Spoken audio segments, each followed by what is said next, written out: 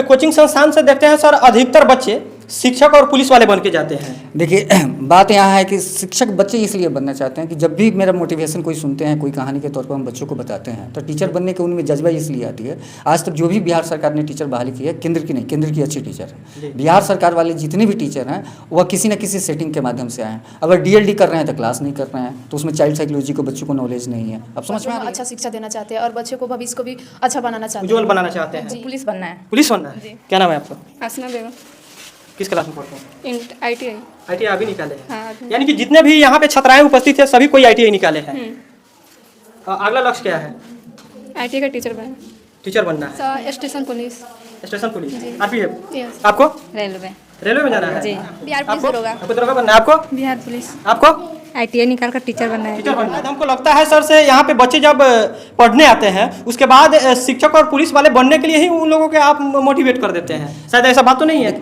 हाँ, ये भी बात है। बच्चों को यह लग जाता है कि हम एक टीचर बनेंगे और बच्चों को पढ़ाएंगे तो एक पुलिस नहीं, हम सैकड़ों पुलिस खड़ा कर देंगे। एक टीचर नहीं, 1000 टीचर बना। अभी हम ऐसा शिक्षा संस्थान में है जहाँ के बच्चे नौकरी लेकर नहीं छीन कर लाते हैं। ISC भी कराई जाती है, इंटर आर्ट्स भी कराई जाती है, 10th भी कराई जाती है, नवोदय भी कराई जाती है, मेधा भी कराई जाती है, railway, bank, SSC, army, Bihar police, Bihar SSC, जैसे आर्मी कुछ बच्चे निकाले, कुछ भी BPSC टीचर निकाले बच्चे, बस समझ गए, कुछ रेलवे निकाले हैं। तो यह लगातार 6 सालों से ननौरा और सिखौना में चल रहा है। मेरी मौजूदगी बिहार के पूर्वी चंपारण जिले के घोड़ासहन प्रखंड के फ्यूचर ब्राइट कोचिंग संस्थान ननौरा बाजार पे है। चलिए बिना विलंब किए सर से बात करते हैं और जानते हैं। सबसे पहले सर हमारे चैनल में आपका स्वागत है। बहुत बहुत स्वागत आपका भी है सर।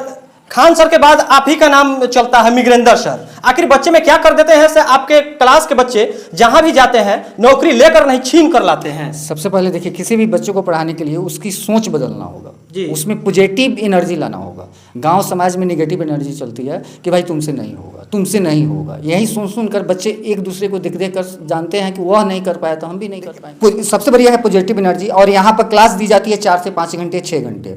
रीजनिंग की अलग क्लास, मैथ की अलग क्लास, GK GS के प्लस में प्रैक्टिस है। माने बच्चों को छोड़ा नहीं जाता है। सुबह 6 बजे से लेकर 9 बजे तक बॉय एंड गर्ल को हमेशा उसको प्रिपरेशन कराया जाता है। हमेशा 200 क्वेश्चन पर डे बनाया जाता है। GK का 200 क्वेश्चन, मैथ का 100 क्वेश्चन, रीजनिंग का 50 क्वेश्चन। यही ISC में भी है, इंटर आर्ट्स में भी है, और 10th में भी है, नवोदय में भी है, मेधा छात्रवृत्ति में भी है, या टीचर वाले BPSC वाले जो बच्चे निकाले, या आर्मी वाले जो निकाले, जो आपके गाँव का एक बच्चा राकेश कुमार, ठीक है ना। तो बहुत सारे बच्चे हैं जो टीचर को जानते हैं कि उनके पास जाएंगे, 8-9 घंटा उनके साथ मेहनत करेंगे। 1-2 घंटा पढ़ाई करने से नहीं होगा। मान लीजिए कि कोई भी मजदूर आदमी 8 घंटा करने के बाद आप मजदूरी देते हैं, 8 घंटा करने के बाद आप मजदूरी देते हैं, तो आप कैसे सोच रहे हैं कि हम 1-2 घंटा पढ़ लेंगे तो हम सिलेक्शन ले लेंगे, नौकरी छीन लेंगे बिहार सरकार या भारत सरकार से? आपको कम से कम 8 घंटा मेहनत पर डे करना होगा। 8 घंटा पढ़िए, 8 घंटा सोइए, 8 घंटा काम कीजिए, और इसी में सफलता है। ज़्यादा पढ़ने की जरूरत नहीं है 8 घंटा से ज़्यादा। यानी कि नौकरी लेने के लिए नहीं, छीनने के लिए 8 घंटा ही काफी है। 8 घंटे ही काफी है। जैसे आप एक लेबर को 8 घंटा काम करा के देते हैं, तो श्योर है कि आप 8 घंटा पढ़ेंगे। अब जिसको मानते हैं आप, सरस्वती जी को मानते हैं, विद्या की देवी, वो भी तो देख रही है ना कहीं ना कहीं कि आप क्या घंटा मेहनत कर रहे हैं। सर बहुत सारे बच्चे हैं इससे 14 से 15 घंटा पढ़ते हैं, लेकिन उन लोगों का जॉब नहीं लग पाता है। आखिर क्या कमी उसमें मानते हैं आप? देखिए, किसी पार्टिकुलर सब्जेक्ट उनका ठीक है, 14-15 घंटा मेहनत कर रहे हैं, तो मेरा मैथ स्ट्रॉन्ग है, मान लीजिए किसी बच्चे का है, तो मैथ पर ज़्यादा फोकस कर रहा है, तो सिर्फ मैथ बनाने से नहीं होगा। जिस बच्चे का रीजनिंग ठीक है, तो सिर्फ रीजनिंग बनाने से ठीक नहीं। किसी बच्चे का GK GS है, तो आपको सबको बैलेंस करके चलना। कंपटीशन में क्या पूछती है? Math, reasoning, GK GS, current affairs तक, किसी बैंक SSC के एग्जामों में इंग्लिश पूछती है, तो आपको सब पर कमांड रखना होगा ना।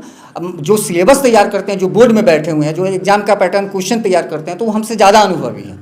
बात समझ के ना, वो हमसे ज़्यादा दिमाग वाले हैं, इसी के लिए वो बोर्ड में बैठे हुए हैं। बात समझ में आ रहा है? तो वो तो ऐसे सिलेबस तैयार करते हैं कि बच्चों को सब में से 30-30%, 35-35% आए। अब देखिए, सबका 30-30% निकालेंगे, math 30%, reasoning 30%, GK GS 30%, current 30%, ये आपका 60-65 से ऊपर कटअप जाएगा, श्योर है। बहुत सारे बच्चे हैं जो जिनके मन में हमेशा भ्रम चलते रहता है से हम सुबह पढ़ेंगे तो हमको याद होगा, कोई बोलता है शाम में पढ़ेंगे तो याद होगा, कोई बोलता है भोर में पढ़ेंगे तो याद होगा। सही समय पढ़ने का क्या है? देखिए, सही समय, देखिए हम बच्चों को यही मोटिवेट करते हैं, जो मेरा पर्सनल एक्सपीरियंस है, कि आपको जब मन करे जब पढ़े। बचपन में क्या होता था कि जब फादर आए, बच्चे किताब उठा के बैठ गए, आप समझ गए ना।